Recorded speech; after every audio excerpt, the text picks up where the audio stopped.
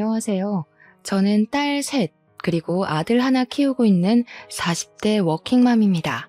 저를 모르시는 분들은 아이를 넷이나 키우면서 사회생활까지 한다고 하면 모두가 독하다고 하시더라고요.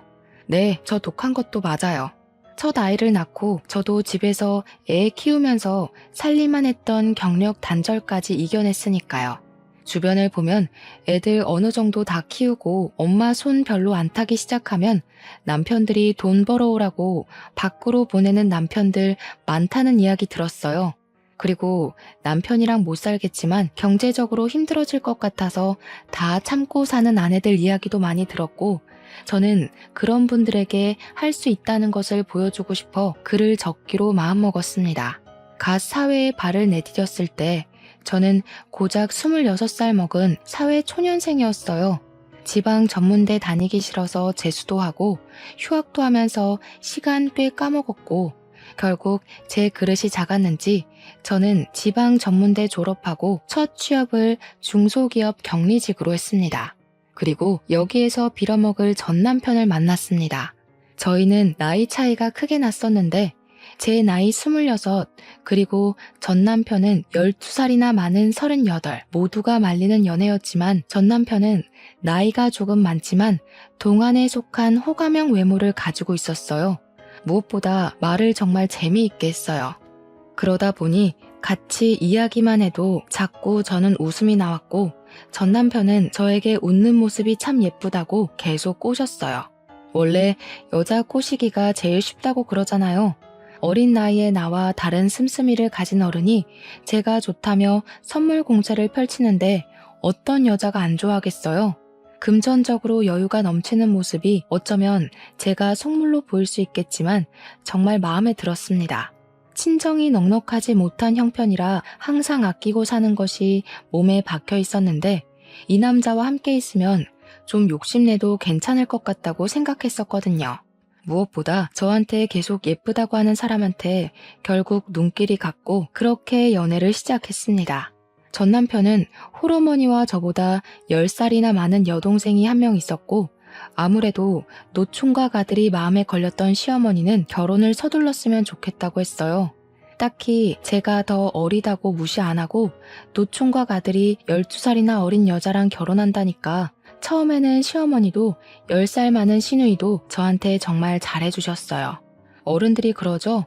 어려서 아무것도 모를 때 시집가야 한다고. 제가 그 말에 속았습니다. 결국 결혼하기로 했고 연애와 결혼 준비 기간 포함해서 1년 만에 저희는 결혼식까지 속전속결로 끝났어요. 큰 트러블도 없이 앞으로 행복하게 살 수 있을 것 같았어요. 물론 처음에는 그랬습니다. 이래서 사람들이 결혼을 하는구나. 안정감 있는 느낌이 너무 좋았어요. 연애랑 결혼이랑 별로 다를 것 없더라고요. 평소와 다 똑같은데 출퇴근을 같이 한다는 것 말고는 전혀 달라진 것도 없었고 오히려 더 좋은 것들이 많았어요. 그냥 퇴근길에 맛집에서 맛있는 음식을 먹고 새로 개봉한 영화도 보고 주말이면 근교로 나들이도 가는데 어른들의 간섭과 통금만 없어진 느낌이라서 너무 좋았습니다. 하지만 달콤함은 너무 짧았고 우리 사이에 아기가 생기면서 많은 변화가 찾아왔어요.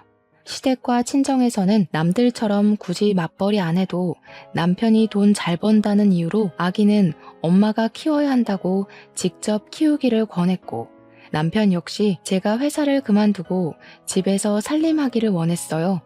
어쩔 수 없이 경력 단절하고 남편에게 생활비 받았으면서 집에서 애 키우고 살림만 하기로 했어요. 처음에는 막막하고 답답하지만 나쁘지는 않았어요. 아침에 일찍 일어나지 않아도 괜찮고 매일매일 주말처럼 느껴지는 여유로운 일상이라서 나름 좋았어요. 하지만 집에서 전업주부로 지내면서 시어머니와 사소한 문제로 트러블이 생겼습니다.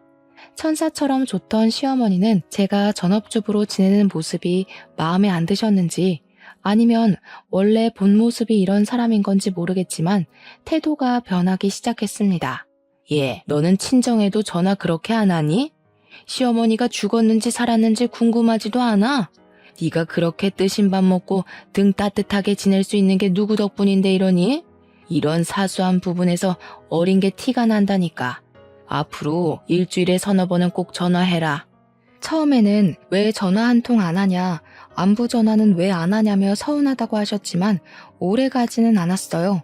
곧 딸이 태어나고 안부 전화에 대한 트러블은 사라졌습니다. 평소에는 전화를 걸어도 딱히 할 이야기가 없어 자주 걸지 않았지만 아이가 태어난 이후로는 특별한 대화가 없어도 영상통화로 아기 얼굴만 좀 보여주면 10분 정도가 지나고 아이가 울면 운다는 이유로 전화를 끊을 수 있었고, 그렇게 한동안 다시 평화가 찾아왔었죠. 인생은 고난의 연속이라고 했던 말, 태어나서 처음으로 인정하게 되었어요. 아이가 뒤집기를 하고 기어다니고 걷기 시작하면서 육아로 인한 트러블이 너무 많았어요. 애들은 몸에 열이 많잖아요.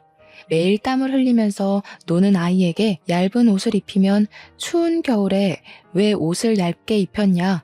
한창 호기심 많아질 시기에 소파 등반이라도 하면 애가 위험하게 노는데 왜 말리지 않냐면서 사사건건 육아에 참견하시기 시작했어요. 저도 나름대로 육아 서적도 읽고 맘카페에서 정보 공유도 받으면서 아이를 키웠는데 옛날 사고방식을 가진 어른들이 보기에는 못마땅한 것들이 많았나 봐요. 요즘 애들은 육아 공부도 한다는데 너는 그런 것도 안 하니? 아니면 어려서 모성애가 없어서 애를 방치하고 키우는 걸로 보인다. 애들한테 눈 잠시도 떼지 말고 항상 애가 먼저다. 하여튼 요즘 것들은 어머님, 요즘 애들 다 이러고 커요. 오히려 과잉 보호는 좋지 않다고 말도 많고요. 육아는 제가 알아서 할게요. 어머님이 이러시는 거 너무 불편해요. 뭐? 육아도 다 경험이 중요하단다. 어른들이 먼저 경험하고 느낀 거 조언해주면 예 알겠습니다 어머님 하고 받아들여야지. 또 말대꾸만 하고. 어디에서 배운 버릇이니? 육아에 대한 책도 많고 전문가들도 많아서 저도 다 보고 배우면서 키워요. 옛날 방식이 무조건 정답은 아니잖아요. 제가 알아서 키울게요.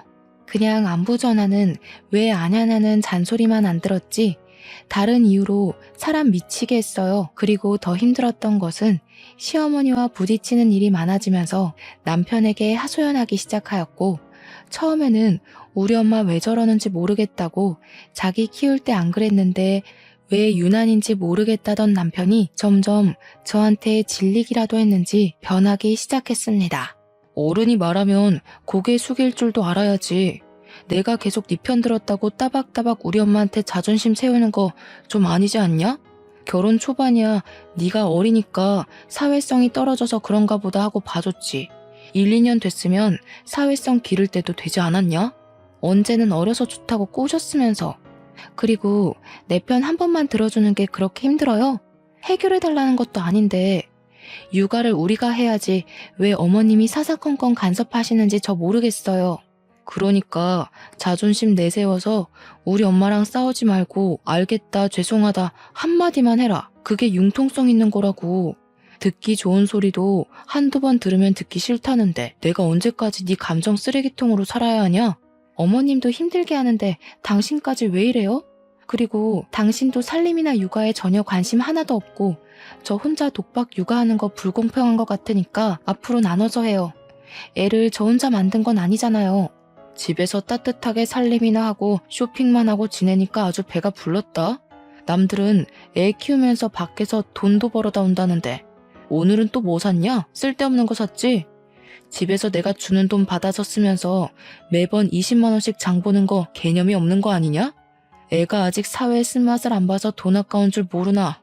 앞으로 네 경제 개념 기를 겸 영수증 제출하고 꼬박꼬박 보고해라. 굳이 신용카드를 써서 남편 휴대전화에 카드 승인 내역이 날아가는데도 꼭 저한테 가계부 쓰라고 종용하고 용돈으로 산 개인적인 물건이나 장보고 쓴 금액까지 모두 눈앞에서 영수증 보여달라고 명령질까지 했습니다. 마트에서 음식 재료 사는 것도 영수증 하나하나 다 비교하면서 몸에도 안 좋은데 애들 간식이 꼭 필요하냐? 얼마 전에 애들 신발 사지 않았느냐고 애들은 금방 크는데 신발을 또 사줬냐고 잔소리. 아이가 예쁜 것과 돈은 별개인가 봐요. 그렇게 애가 예뻐서 집에 오면 눈에서 꿀이 뚝뚝 떨어지면서 애 입에 들어가는 거 하나하나 다 참견하고 입는 옷이면 신는 신발까지 다 탐탁지 않아 했어요. 아이가 둘째라서 물려받을 옷이라도 있으면 모르겠지만 첫째인데 왜 이렇게 야박하게 구는 걸까요? 그러면서 자기 입에 들어가는 음식은 고기 없으면 밥도 안 먹고 그 나이에 편식하는 사람 처음 봤어요. 혹여나 친정 부모님 생신이라서 선물이라도 하나 해드리면 너무 비싼 거 사드린 거 아니냐고. 자기 엄마는 혼자지만 친정 부모님은 두 분이라서 금액 낮춰야 할 것 같다고 하는데 진짜 너무 정 떨어지고 서운하더라고요. 그리고 제가 자꾸 어려서 모른다, 너무 어리다고 시댁과 남편은 그랬지만 저는 아무리 어려도 집안일에 소홀했던 적 단언컨대 단 한 번도 없었어요. 어린 나이에도 불구하고 시집 오자마자 유산기가 있었던 임신 초기에도 작은 체구의 임신까지 해서 더 힘들었던 만삭 때도 100일도 지나지 않은 갓난아기를 키울 때도 집안 제사나 어버이날, 시어머니 생신 등 단 한 번도 거른 적 없었어요. 심지어 명절이나 제사 때는 애 등에 업고 장보고 음식하고 바닥에 앉아보지도 못하고 친척 어르신들 접대까지 다 했어요. 그렇게 일만 하다가 새벽에 겨우 서너 시간 쪽잠 자면서 새벽부터 또 일어나 차례상 차리고 친척 어르신들 식사 차려도 싫은 소리 한 번 하지 않았거든요. 시어머니는 옛날 사람이라 밖에서 사 먹는 음식 몸에 별로 좋은 거 없다고 외식을 싫어하셨는데 1년에 한 번 있는 생신 때도 매년 집에서 잔치처럼 한상 차림을 해드렸어요. 손이 많이 가는 갈비찜, 잡채, 그리고 식혜까지 전부 다 만들어도 고맙다는 말 한 번도 없이 매년 당연하다는 듯이 저한테 원하셨습니다. 그러다가 제가 마음이 힘들었는지 첫째 낳고는 모든 것이 다 괜찮았었는데 둘째가 생기고 출산 후에는 갑자기 산후 우울증이 와서 몸도 마음도 힘들었던 시기가 있었어요. 갓난아기와 이제 3살 먹은 아이까지 둘을 데리고 명절 지내려고 했더니 감당이 안 될 것 같다는 생각이 들어 처음으로 시어머니께 힘든 내색을 보였었습니다. 어머님, 애를 둘이나 데리고 제사 준비하려니까 너무 힘들어서 그러는데 올해만이라도 제사나 명절 음식은 업체에서 시켜서 할 수 있을까요? 요즘 정말 괜찮은 업체들 많대요. 옛날에는 애 5 낳고도 잘만 했다. 하여튼 요즘 어린 것들은 잔머리만 굴리지. 제사나 명절 음식은 정성이 중요한데 그저 돈 벌려고 하는 사람들이 음식에 정성을 쏟겠니? 매일 집에서 뒹굴뒹굴 우리 아들이 뼈 빠지게 벌어온 돈 쓰기만 하면서 뭐가 힘들다고. 그러면 올해만 음식 준비에 빠져도 괜찮을까요? 둘째 낳은 이후에 너무 몸이 안 좋아서 예전처럼 애까지 돌보면서 음식 준비, 친척 어르신들 대접까지는 조금 힘들 것 같아서요. 죄송해요. 이제 애 둘 낳으니까 세상이 다 네 것 같니? 태훈이가 너 싸고 도니까 네 마음대로 다 될 것 같아? 여우 같은 년, 남자를 어떻게 구워 삶았길래 태훈이가 꼼짝을 못해? 음식 이야기는 못 들은 걸로 하마. 제가 정말 어려서 몰랐던 걸까요? 제 주변 친구들은 요즘 독박 육아나 시집살이는 이혼 사유라던데 산후 우울증은 정말 마음에서 오는 병이 맞는 것 같아요. 시어머니와의 관계가 틀어지니까 점점 더 극심한 스트레스에 불면증도 찾아오고 몸도 아프기 시작했어요. 이렇게 참다가는 정말 큰 병이라도 걸릴 것 같아서 고민 끝에 너무 힘들어서 남편에게 한 번 더 부탁했지만 남편의 입장도 시어머니와 비슷했어요. 여보, 둘째 낳고 몸이 너무 안 좋아서 그러는데 이번 제사 음식은 사서 지내자고 당신이 어머님께 말씀 한번 드릴 수 있어요? 뭐? 내가 너 용돈이랑 생활비를 왜 주는데 집에서 살림만 하는 애가 왜 그 살림조차 하기 싫어하냐? 내가 남들처럼 나가서 돈 벌어오라고 했냐? 돈 많은 처가를 바랬냐? 그냥 애 키우고 살림만 하라니까 그게 싫어? 제가 뭐 이유도 없이 살림하기 싫다고 했나요? 산후 우울증 대부분의 여자가 겪는다고 그러잖아요. 가끔 뉴스에서 산모가 아이와 함께 극단적인 선택까지 했다는 기사를 봤었는데요. 예전에는 저런 선택을 한 아기 엄마는 모성애가 그리도 없을까 하고 생각했었는데 막상 상황이 이렇게 될수록 제가 뉴스에 나오던 그런 엄마가 될 수 있을 것만 같았어요. 결국 남편과 시어머니의 성화에 이기지 못한 저는 갓난 아이는 등에 업고 3살 아이는 달래면서 시아버지 제사 준비하게 되었고, 시어머니와 시누이는 손가락 하나 까딱하지 않았어요. 애 우는데 보고만 있으면 애가 울음 그치겠어? 좀 달래. 하나밖에 없는 시아버지 제사상 차리기도 싫다고 시위하는 거야 뭐야? 똑바로 좀 하자. 아가씨한테도 하나밖에 없는 아버지 아니에요? 아니면 애들이라도 좀 봐주세요. 애들 보기 싫으시면 음식이라도 도와주시던가요. 저도 몸이 여러 개가 아니잖아요. 혼자서 애도 보랴 음식도 하려고 하니까 진짜 너무 힘들어요. 얘 좀 봐라. 저기요. 눈 똑바로 뜨고 말 대꾸하네? 내가 처음부터 너 너무 예뻐해서 만만해? 시집 와서 돈도 안 벌고 남편이 주는 돈으로 호화롭게 지내니까 눈에 보이는 게 없니? 전 타는 냄새 나잖아. 부엌에서 정신을 왜 놓고 있어? 그리고 우리 애들 먹게 과일 좀 깎고. 처음부터 시누이가 저한테 이러지는 않았어요. 시누이가 저보다 10살이 많았지만 그래도 새언니라고 부르면서 저한테 잘해주던 사람이었는데, 남편과 시어머니의 행동이 나를 하대하면 하대할수록 시누이도 똑같이 변했어요. 마치 어린 부하 직원 다루듯 반말 찍찍하고, 나중에는 새언니라는 호칭조차 쓰지 않았고, 혹시나 저를 부를 일이 생기면 여기저기 하면서 손짓으로 불렀습니다. 집안 어른들 다 모인 날이면 부엌대기 다루듯이 이거 해라 저거 해라 사람을 괴롭혔어요. 지금 생각하면 너무 한심하기 짝이 없는 이야기들인데 왜 이걸 미련하게 다 참고 살았냐고 지금은 모두 욕하지만, 당시에는 아무래도 친정이 부유한 것도 아니고, 그렇다고 제가 좋은 대학을 나와서 학벌이나 경력이 대단한 것도 아니었죠. 이혼하면 당장 먹고 살 걱정이 먼저였고, 이런 이유로 어린 2딸 양육권도 빼앗길 것 같은 생각이 들었어요. 크게 집안 행사만 아니면 시댁에서 가정부 취급받을 일도 없었고, 남편이랑 살면 경제적으로 어렵지는 않으니까 1년의 날짜로 따지면 1달도 안 되는 시간 때문에 이혼하고 싶지는 않았던 것 같아요. 그리고 이혼하면 흔히들 말하는 실패한 인생이 될 것만 같아서 그냥 참고 살기로 했어요. 그래도 가정에 충실하던 남편이 어느 순간부터 집에 오는 시간도 평소와 다르게 늦어지기 시작했었어요. 원래 출장을 자주 가지 않았었는데 갑자기 타지며 해외로 출장이 생겼고, 평소에도 야근이 잦아지기 시작하면서 살림에는 관심이 없어도 고슴도치 자식 사랑 저리 가라고 애들은 엄청나게 예뻐하고, 적어도 육아는 같이 했었던 남편이 얼마나 바쁜지 육아마저 점점 저 혼자서 하게 되었어요. 그렇게 독박 육아와 살림으로 1달이라는 시간이 어떻게 지났는지 모를 시점에 오래간만에 같이 회사 다니던 과장님이 대뜸 몸은 좀 괜찮냐며 안부 목적 연락했다며 말을 걸어왔어요.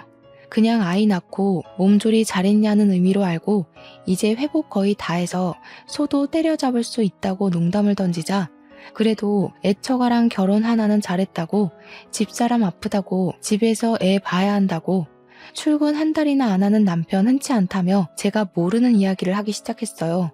여자의 촉이 무섭다는 말 살면서 처음으로 공감했어요.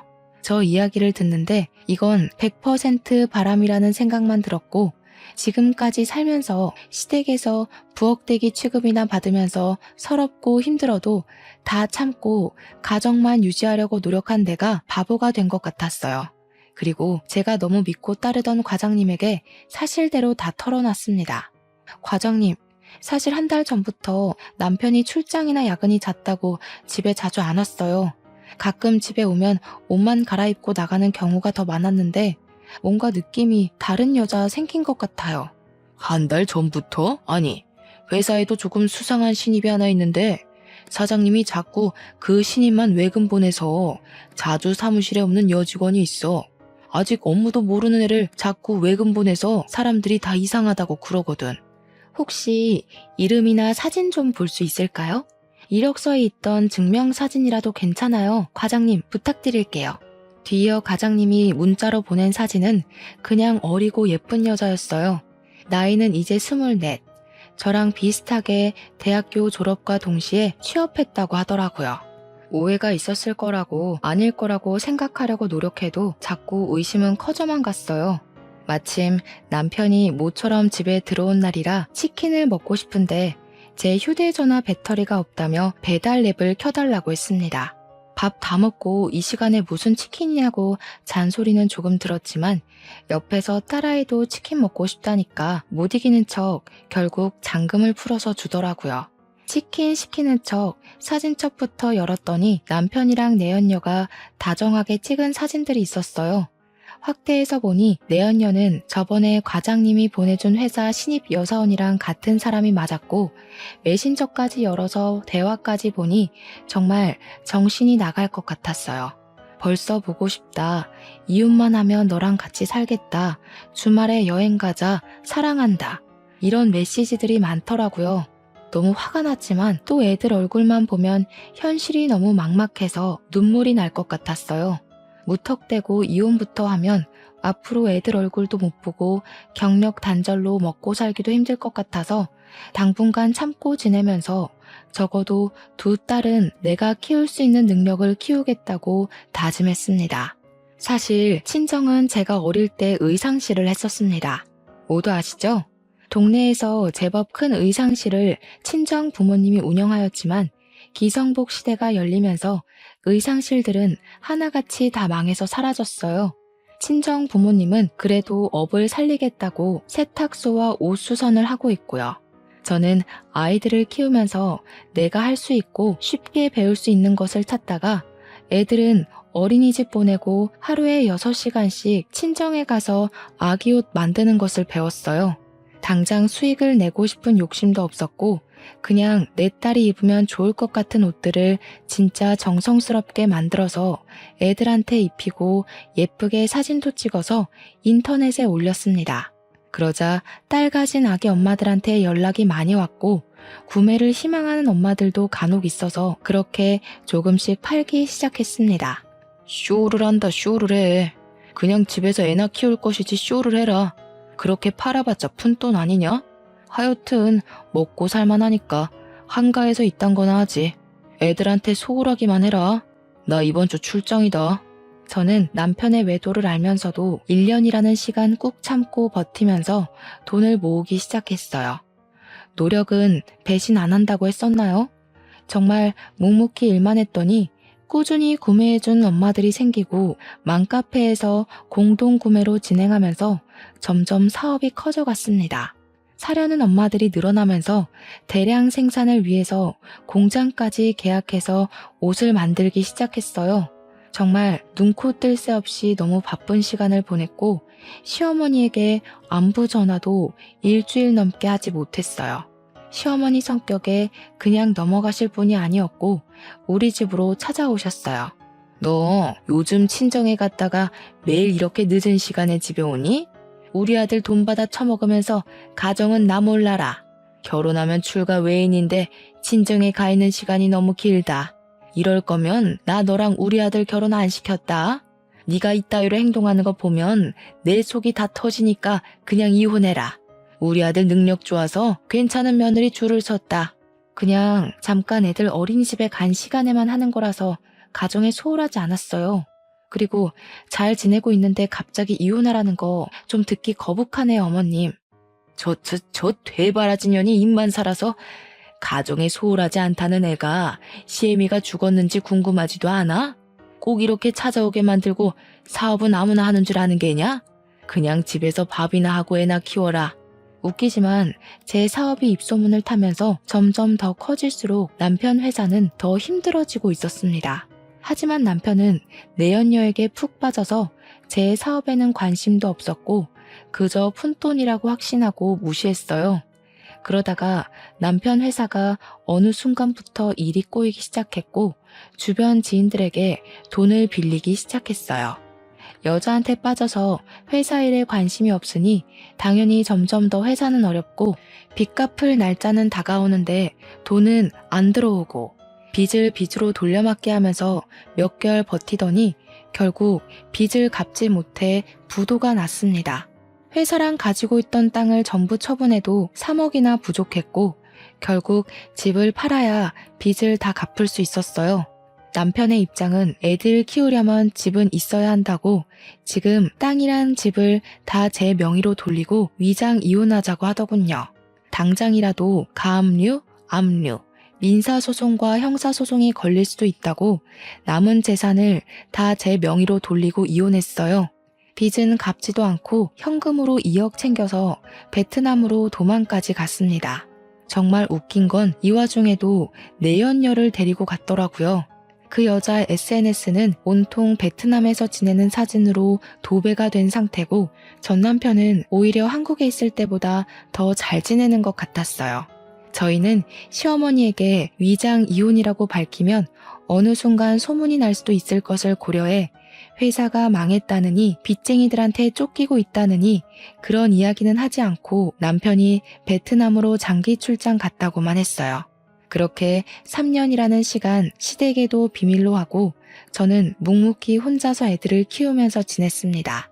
꼴에 전 남편은 제 새끼라고 애들은 잘 지내냐, 애들 많이 컸겠다 하면서 보고 싶다고 사진 좀 보내라고 연락은 왔지만 베트남에서 살림 차리고 행복한 시간을 보내느라 제 생각은 안중에도 없는 것 같았어요.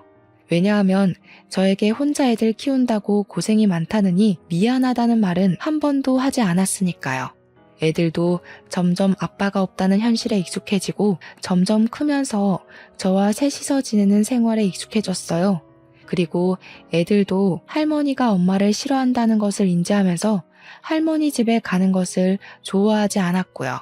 이런 이유와 사업이 바빠지면서 정신이 없어 시댁의 발길을 끊었더니 또 시어머니의 폭언이 시작되었어요. 정말 3년 내내 육아며 살림, 사업 모든 것에 여전히 간섭이 심하셨고 심지어 저에게 자기 아들이 다른 여자랑 바람나서 사업 다 말아먹고 베트남으로 야반도주한 건 꿈에도 모르고 저를 무시하는 발언과 폭언으로 기죽이기만 하셨습니다. 가끔 정도가 지나친 날에는 시어머니에게 있는 그대로 털어내고 인연 끊고 싶었던 날도 많았어요. 사람들은 가끔 이해가 안 간다면서 시어머니에게 왜 비밀로 했냐고 하는데 시어머니 나이도 많으시고 그냥 며느리로서 마지막으로 해드릴 수 있는 배려라고 생각해서 그랬어요. 그렇게 예뻐하던 아들이 하루아침에 빚쟁이가 되어서 이혼하고 해외로 도피했다고 하면 큰 충격에 어떻게 되실 수도 있을 것 같았거든요. 네가 너무 뻣뻣하게 굴어서 우리 아들이 장기 출장 간 거 아니니?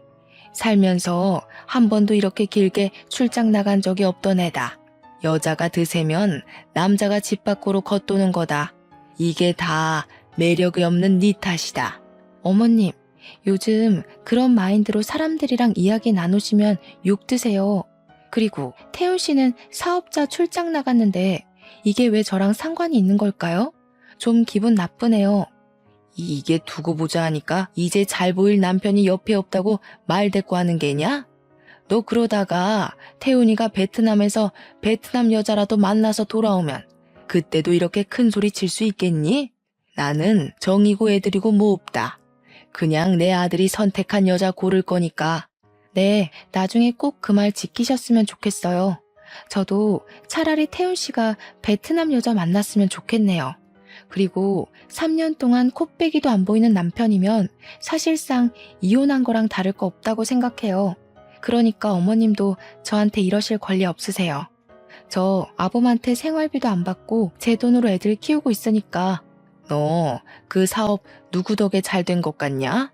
다 태훈이가 벌이가 좋아서 네가 조급함 없게 한 거 아니냐? 그리고 돈 좀 번다고 유세 떠는 거 아니다.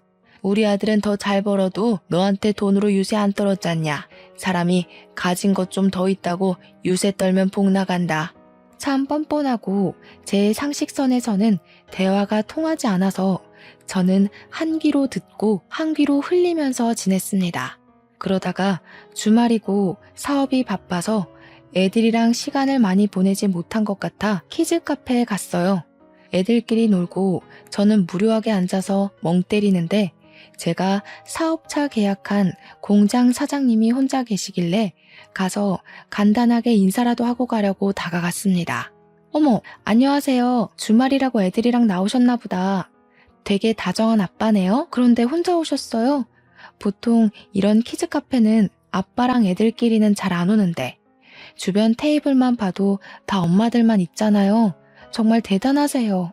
아, 안녕하세요. 애 엄마가 없어서 제가 같이 왔네요. 뭐 요즘 이혼이 흠은 아니니까. 거래처 사장님들은 대부분 다 제가 이혼한 이유 아시던데 남한테 별로 관심이 없으시죠? 와이프는 애 태어나고 얼마 안 지나서 저랑 동업하던 친구랑 바람나서 어린 딸도 버리고 도망갔어요. 제가 실수했네요. 남자 혼자서 딸 키우려면 진짜 힘드시겠어요. 한창 엄마 손이 많이 필요한데. 제가 실수로 비밀 하나 들었으니까, 저도 제 비밀 하나 말씀드릴게요. 저도 이혼했어요.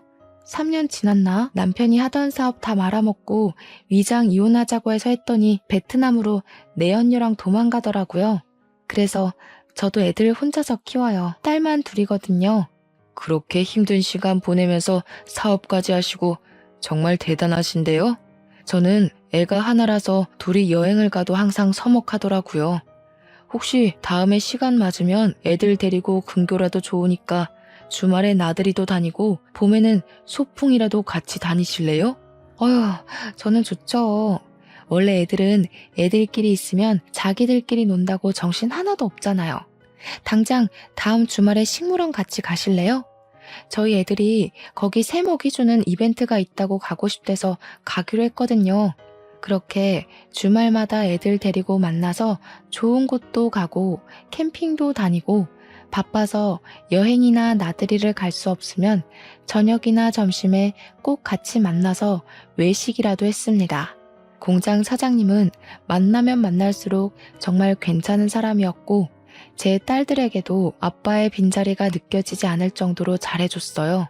전 남편이 베트남으로 떠나고 아빠를 엄청나게 찾던 아이들이 점점 아빠를 찾지 않았고 심지어 나중에는 애들도 아저씨가 아빠면 좋겠다고 하는데 마음이 참 좋지는 않았어요.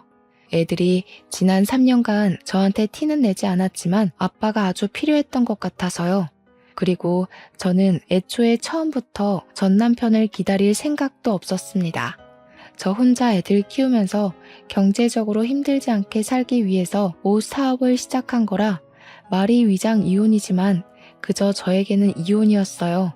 명의 이전한 땅과 집은 위자료 그 이상도 그 이하도 아니라고 생각하고요. 제가 이기적인 거 아니잖아요. 집이랑 땅이라니까 되게 거액을 챙긴 것 같지만 돈으로 따지면 고작 3억입니다. 두 아이를 아빠도 없이 혼자 키우기 위해서 3억도 받으면 안 되나요? 공장 사장님과 비록 애들 때문에 만났었지만 많은 이야기를 하면서 많이 가까워졌고 다정한 모습과 아이들에게 해주는 모습에 반해 좋은 감정으로 만나는 사이로 발전까지 했습니다. 첫째 딸이 7살이 되던 해에 갑자기 애들 초등학교 입학 전에 살림 합치자는 이야기가 나와서 결혼식은 따로 올리지 않았지만 양가 식구들 모시고 간단하게 식사하면서 재혼하게 되었어요. 재혼한 이후로 애들은 친아빠를 찾지 않았고 저도 딱히 애들이랑 전 남편이랑 통화를 시켜주지 않았습니다. 애들은 어느새 자라서 초등학교 입학도 했고 딸만 셋이던 우리는 아들도 하나 생겼어요. 제가 살면서 생각한 가장 이상적인 가정 모습으로 행복하게 지내고 있었는데 갑자기 전 남편이 대뜸 지금 한국에 왔다면서 애들이랑 같이 밥이라도 먹자고 전화가 왔습니다. 계속된 거절에도 전 남편은 포기를 하지 않아 결국 그 식사 자리에는 저 혼자 나갔어요. 이제 애들 갓난아기 아니야. 초등학생이고 요즘 초등학생들 학교며 학원까지 평일에 바빠. 주말 아니면 밥 같이 먹기 힘들어. 그리고 애들이 한창 아빠 찾을 때는 옆에 없다가 이제 안 찾고 잘 지내는데 왜 갑자기 나타나서 이래? 연락 안 했으면 좋겠다 이제. 우리 사정이 다 있었잖아. 그리고 땅도 좀 팔아서 1억만 구해줘. 생활비가 다 떨어져서 잠깐 한국에 왔고 너 귀찮게 할 생각 없어. 돈만 챙겨서 바로 한국 다시 뜰 거야. 1억? 나는 뭐 땅 파서 애들 키워? 5년 만에 나타나서 한다는 소리가 1억 달라는 소리야? 나한테 돈 맡겨놨어? 그리고 내가 이 자리에 나온 이유는 이제 진짜 우리한테 연락 안 했으면 해서 나온 거야. 나랑 애들이랑 지금 잘 지내고 있으니까 다시는 연락하지 마. 그렇게 거절하고 집으로 돌아왔는데 제 뒤에라도 밟은 모양인지 전 남편은 그날 저녁 우리 집에 찾아왔어요. 제가 새 살림 차린 거 보고 전 남편은 소리 지르고 저희 남편한테 주먹질까지 했습니다. 당장 경찰 부르겠다고 저도 소리 지르니까 그제야 멈추더라고요. 경찰이라는 단어에 전 남편은 바로 행동을 멈췄어요. 아무래도 경찰에 잡히면 일이 복잡하게 변하니까 그렇겠죠? 한국에 있는 거 들키면 채권자들이 우르르 자기 찾아서 올 것 같으니까 무섭긴 한 것 같더라고요. 남편은 진정부터 하라며 전 남편에게 들어와서 따뜻한 차라도 한잔 하라며 들어오라고 했습니다. 너 이거 바람인 거 아니야?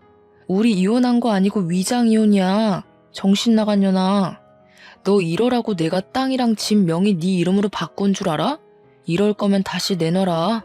그 돈으로 다른 새끼랑 살림 차리라고 준 거 아니라고. 기껏 애들 키우라고 했더니 다른 놈이랑 바람을 피워? 정신 차려. 먼저 다른 여자한테 눈 돌아서 나한테 이혼하자고 했던 거 당신이야. 내가 이혼 안 한다고 그럴 것 같으니까 위장 이혼하자고 꼬신 거 아니야? 내가 틀렸어? 그리고 바람 피우는 거 내가 모를 줄 알았나? 베트남에서 다른 여자랑 살림 차려서 연락 한 번 안 했던 사람이 누군데? 야, 너 이제 뒷조사까지 하냐?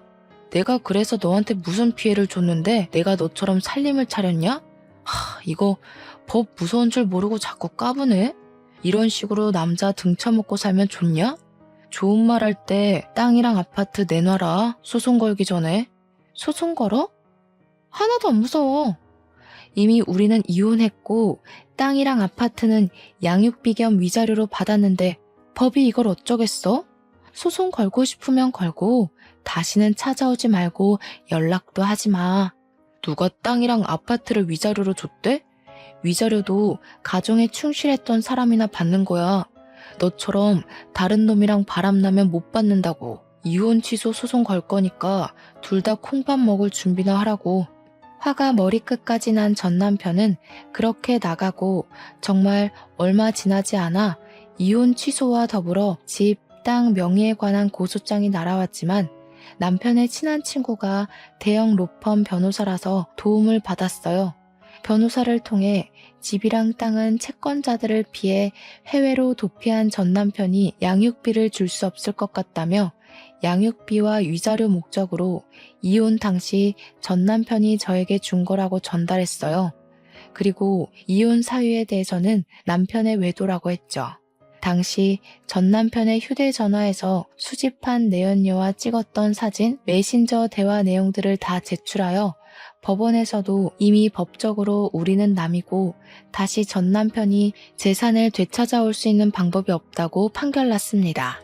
판결과 동시에 전 남편은 자기가 가정에 소홀했던 것도 인정한다며 뻔뻔하게 애들 데리고 가겠다는 소리는 안 하겠다고 땅이라도 절반 달라고 싹싹 빌었지만 저는 무조건 안 된다고 했어요. 그리고 저는 왜 갑자기 땅을 찾겠다고 찾아오고 소송까지 걸었을까 의문점이 생겼는데 알아보니까 우리가 이혼하던 당시에 1억도 안 하던 땅이 갑자기 GTX 노선과 신도시 사업으로 땅값이 6억으로 뛰었더라고요. 참 씁쓸했어요. 마지막까지 아이들과 나한테 미련 하나도 없었고 그저 돈만 바라보고 우리를 찾아온 것 같아서. 그리고 이번에 시어머니도 제가 재혼한 사실을 알면서 저한테 대뜸 소방 맞을 년이라고 고래고래 소리를 지르셨어요. 남자 등쳐먹은 년부터 시작해서 장기 출장 간 남편 두고 바람난 년이라고 길에서 머리채 잡고 난리가 났었어요. 너 내 아들이 얼마나 잘했는데 감히 장기 출장 간 사이에 딴 놈이랑 바람이나? 네가 그러고도 사람이냐? 소방 맞을 년아. 내 아들 돈은 다 다시 돌려줘야지. 이거 놓으세요. 어머님 잘난 아들이 바람 피운 거지 저는 바람 아니에요. 이혼하고 어머님 비위 지금까지 맞춰드렸는데 이제 저 어머님 며느리 아니니까 그렇게 굴지 마세요. 그리고 법원에서도 어머님 아들이 바람 피웠다고 다 인정했으니까 이렇게 찾아오지 마세요. 증거 있어? 네가 뭔데 우리 아들 모함이니? 이런 식으로 내 아들 돈 빼돌렸지. 결혼하고 지금까지 그 성깔 드러내고 살 수 없어서 답답하게 어떻게 살았니? 건방진년. 어머님이 그러셨죠. 베트남에서 베트남 여자라도 만나서 오면 어쩔 거냐고. 처음부터 한국에서 바람났고 그 여자랑 베트남에서 살림 차렸어요. 어머님도 그러셨잖아요. 어머님 아들이 좋다는 여자 허락하겠다고. 이미 답 나온 거 아닌가요? 다시는 연락하지 마세요. 뭐? 태훈이한테도 연락하지 말라고 하고 찾아오지 말라고 했다며? 자식과 부모 사이의 연을 네가 뭔데 마음대로 끊어? 애들 아빠는 그래도 태훈이다. 애들은 우리가 키우마. 지금 태훈 씨 채무자 신세라서 빚쟁이들한테 쫓기는데 무슨 애들을 키워요? 제가 다달이 양육비 달라고 안 하는 걸 감사하게 여기고 제발 귀찮게 하지 마세요. 아시겠어요? 이미 양육권도 법적으로 제가 가졌으니까요. 이렇게 시어머니의 그늘에서도 벗어날 수 있게 되었고 그동안 마음에 쌓였던 서러움들이 씻겨 내려갔어요. 이후로도 제발 아파트라도 달라고 연락은 왔지만 저는 줄 이유가 없는 것 같다고 딱 끊어냈고 전 남편은 수중에 있던 돈이 다 떨어지자 내연녀는 빚쟁이랑 살기 싫다면서 도망갔다고 들었어요. 집도 구할 수 없고 채무자 신세라서 취업도 어려우니 결국 시어머니 집에서 전 남편은 생활하고 있고 시어머니는 그렇게 자기 아들 능력 좋다고 저 무시하시더니 나이 80에 나이 많은 아들 뒷바라지하면서 살고 있다고 하더라고요. 저처럼 경력 단절로 집에서 남편이 주는 용돈으로 눈치 보면서 사시는 주부가 있다면 꼭 제 사연으로 용기 얻으셔서 제가 잘할 수 있는 일을 찾으셨으면 좋겠습니다. 그리고 혹시나 어린 나이에 결혼하거나 나이 차이가 크게 나는 남자와 결혼하려는 여성분이나 그런 딸을 가진 엄마라면 꼭 말려주세요. 저는 도시락 싸서 정말 쫓아다니면서 말리고 싶어요. 마지막으로 저는 살면서 정말 많은 사람을 만나야 사람 보는 눈이 길러진다는 거 믿게 되었어요. 비록 한 번의 실패는 있었지만 덕분에 지금은 정말 좋은 사람과 제가 생각하던 이상적인 가정을 이루고 행복하게 지내고 있습니다. 여러분들도 늘 행복하시고 길었던 제 사연 들어주셔서 정말로 감사합니다.